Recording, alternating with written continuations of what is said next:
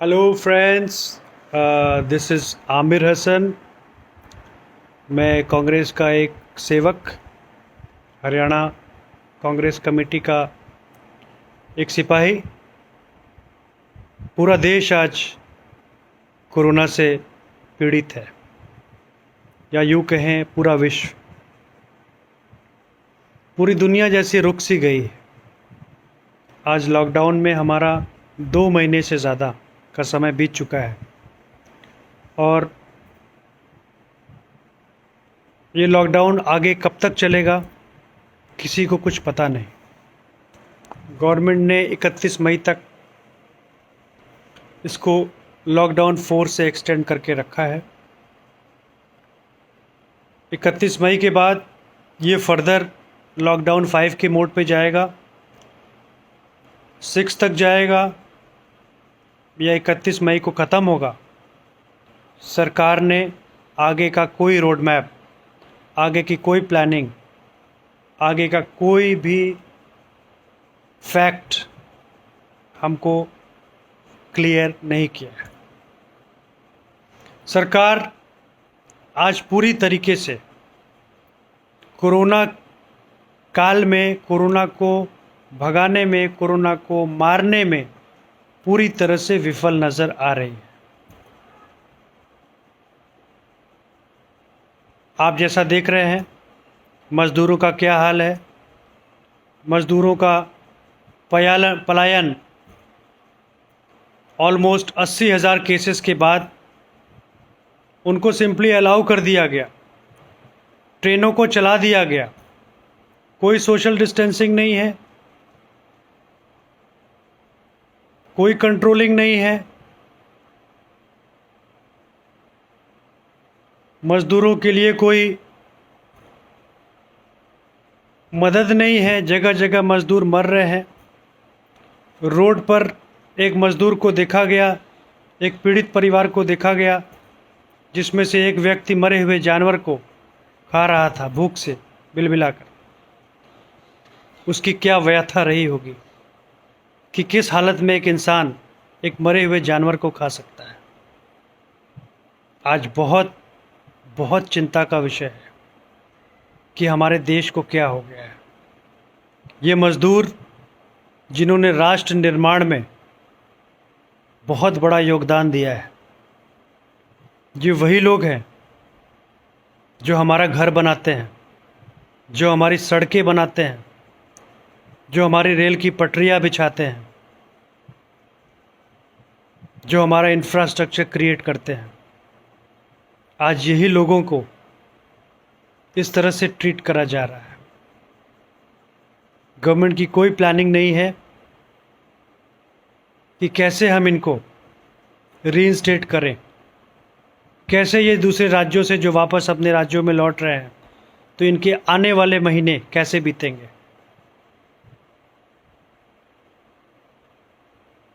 इनके लिए गवर्नमेंट की कोई सोच नहीं है। गवर्नमेंट पूरी तरह से फेल है। गवर्नमेंट के पास कोई आगे जाने के लिए नक्शा नहीं है, और अगर है तो हम नागरिकों से उस नक्शे को साझा किया जाए, हमको बताया जाए कि आगे क्या होगा, कैसे कब इंडस्ट्रियां चालू होंगी। जो आज व्यापारी वर्ग हमारा है, जो इंडस्ट्रियल वर्ग हमारा है, जो कारोबारी हैं, जो मझोले व्यापारी हैं, जो एसएमई सेक्टर है, जो पिछले महीने 3 महीने से बंद है, जो कंपनियां, वो कंपनियां कैसे खुलेंगी बिना फंड्स के।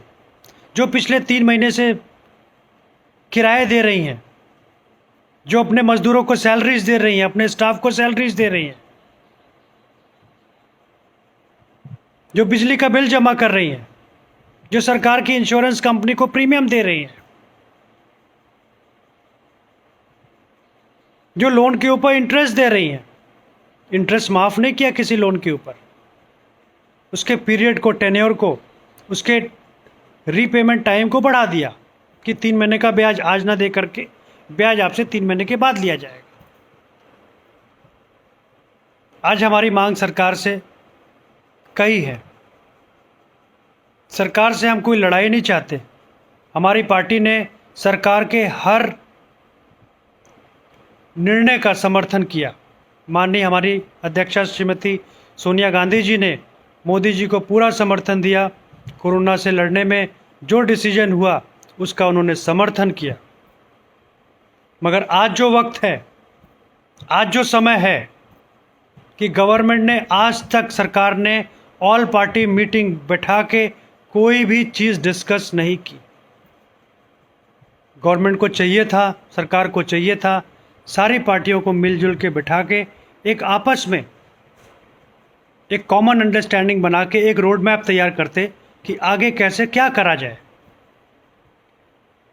ये देश की समस्या है। मुझे पता है ये बीजेपी की या गवर्नमेंट की खुद की क्रिएटेड समस्या नहीं है। ये एक आपदा है, एक पैंडेमिक है, I understand. But in India which has got an ocean of think tank, people who with immense knowledge, they could have contributed to many options for the government. The industries are suffering today. I have two demands. Number one,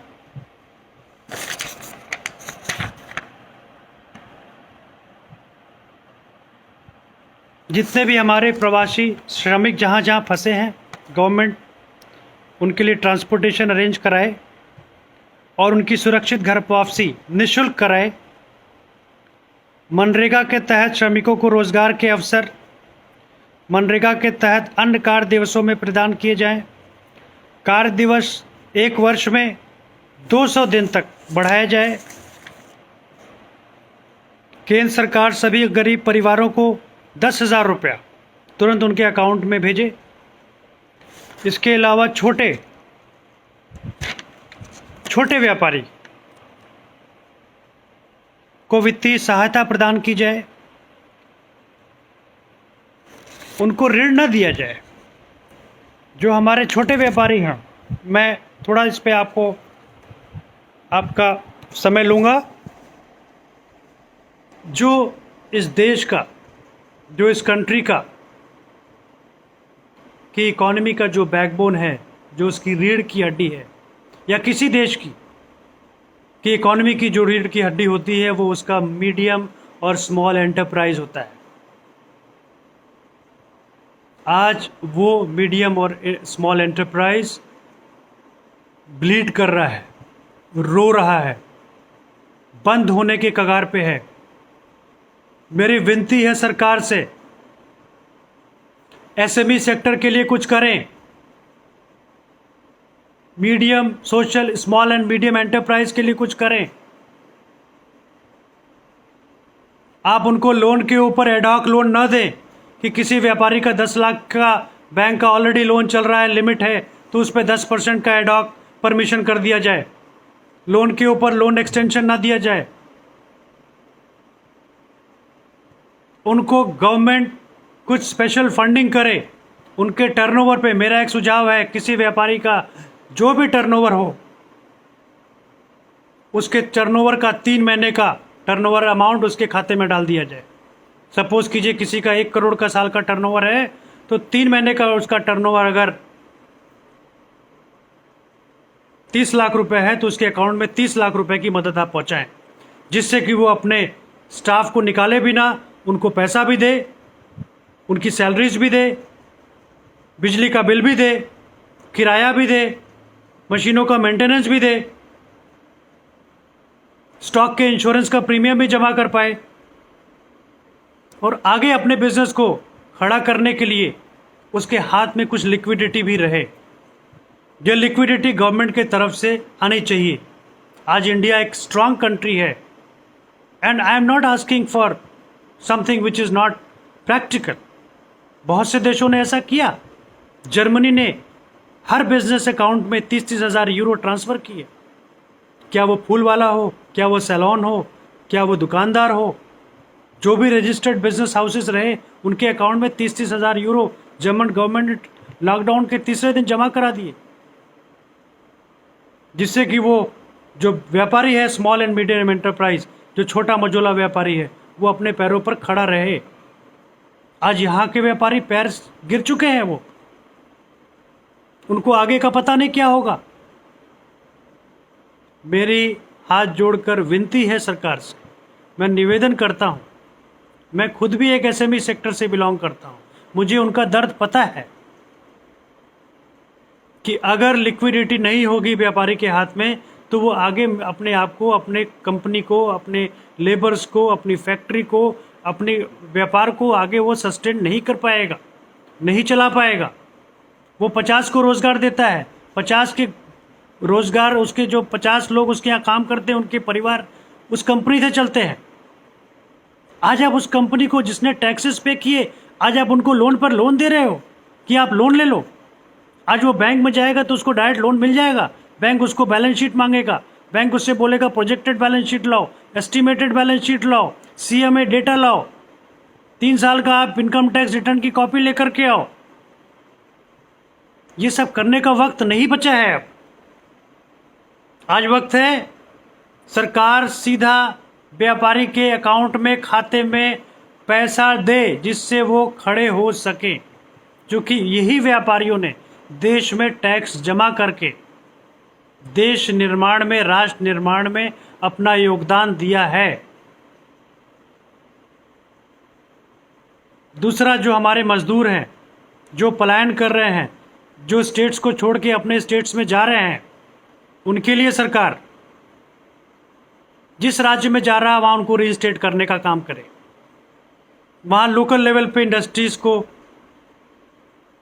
open करने का काम करे, उनके लिए incubators बनाए। जैसा कि आपके पास एनएसआईसी है, नेशनल स्मॉल इंडस्ट्रीज कॉरपोरेशन, उनके पास स्मॉल लेवल पे इंक्यूबेटर्स हैं जो इन मजदूरों को रीइंस्टेट कर सकते हैं। इनको और इंडस्ट्रीज़ में इनको रीइंस्टेट करिए, आप लोकल इंडस्ट्रीज़ में आप इनको अवसर दीजिए, इनके खाते में कुछ पैसा दीजिए। मेरी सरकार से या मेरी पार्टी की कोई भी लड़ाई सरकार से नहीं है। हम हिंदुस्तानी हैं,